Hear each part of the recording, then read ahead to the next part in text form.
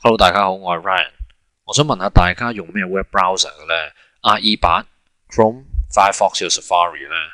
嗱，點解我咁問咧？因為好多人揀 browser 嘅時候咧，個答案都係因為速度。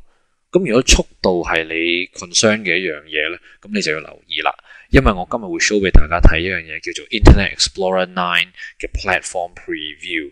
咁咩叫 Platform Preview 咧？你去呢個網站 ie.microsoft.com/testdrive 嗰度，咁你就可以 download 呢個 Internet Explorer 9嘅 Platform Preview。其實呢一個咧就唔係 IE9 嗰個 browser， 但係呢一個只係我哋一個 demo 去 show 俾大家睇 IE9 最新個 JavaScript engine 嘅啫。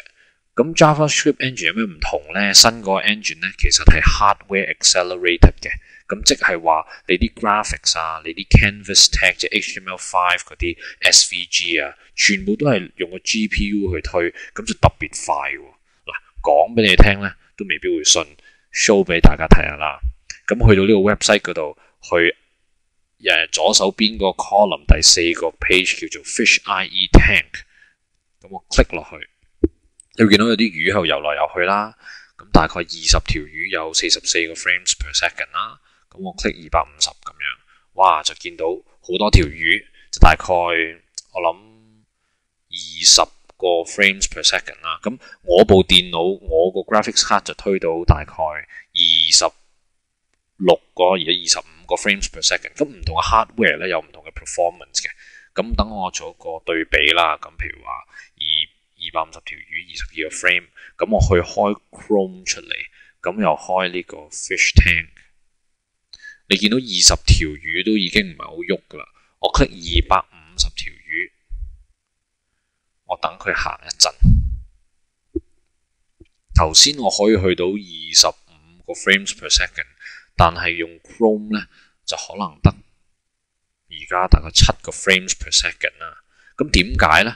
因為 Chrome 咧就唔係 hardware accelerated 嘅，即係佢係用一啲 CPU 嘅 power 去推，但係頭先 IE9 咧個 platform preview 咧就係可以用個 GPU 用嘅 graphics card 去幫手去 render 呢一啲嘅咁嘅 image 同埋呢啲 graphics 嘅。